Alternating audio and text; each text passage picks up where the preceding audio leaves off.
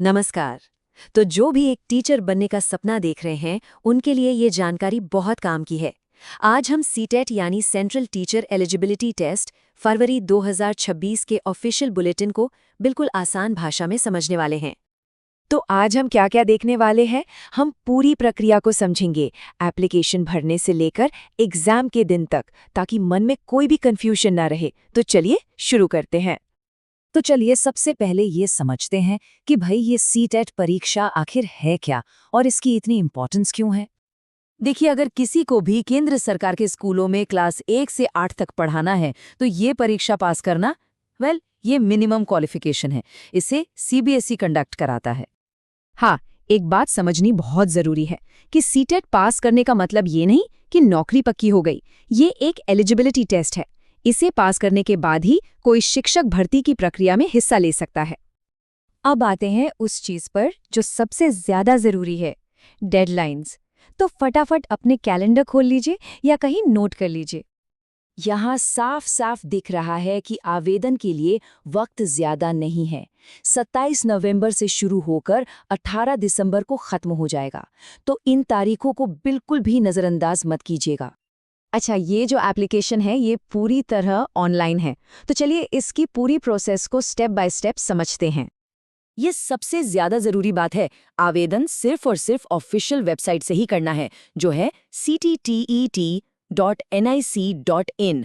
किसी और पोर्टल पर बिल्कुल भरोसा मत कीजिएगा, वरना धोखाधड़ी का शिकार हो सकते हैं।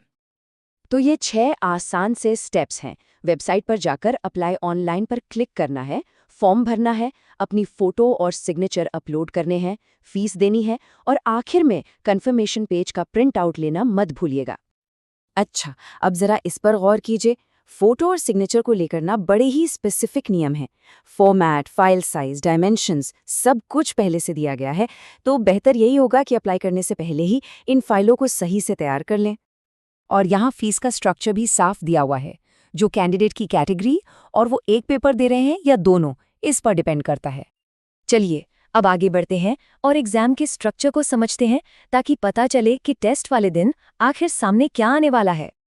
तो सबसे पहला फैसला तो यही करना होता है कि कौन सा पेपर देना है। पेपर आए है प्राइमरी स्टेज के लिए, मतलब पहली से 5वीं क्लास तक, और पेपर आए है एलिमेंट्री स्टेज यानी 6ठी से 8वीं क्लास तक के लिए। पेपर आए की बात करें तो इसमें 5 कंपल्सरी सेक्शंस हैं, जैसा कि आप देख सकते हैं। हर सेक्शन के मार्क्स बराबर हैं और कुल मिलाकर 150 सवाल होंगे 150 मार्क्स के लिए। पेपर 2 में भी पहले 3 सेक्शन तो सेम है, लेकिन चौथा सेक्शन ऑप्शनल है।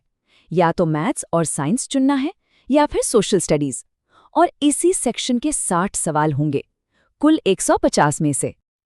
और ये देखिए, ये सबसे अच्छी खबर है, इस एग्जाम में कोई नेगेटिव मार्किंग नहीं है। इसका मतलब बिना किसी डर के सारे सवालों का जवाब दिया जा सकता है। हर सवाल 1 मार्क का है और 2.5 घंटे का वक्त मिलेगा।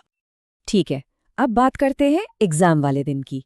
क्या ले जाना है, क्या नहीं ले जाना, इन नियमों को जानना बहुत जरूरी है, ताकि कोई गड़बड़ न हो। जिन चीजों पर पाबंदी है उनकी लिस्ट तो काफी लंबी है। कोई भी पेपर, मोबाइल, कैलकुलेटर, यहाँ तक कि कलाई घड़ी भी अलाउड नहीं है। तो सबसे अच्छा तरीका यही है कि सिर्फ वही चीजें ले जाएं जो बिल्कुल जरूरी हैं। और हाँ, ओएमआर शीट भरते वक्त बहुत सावधानी बरतनी होगी।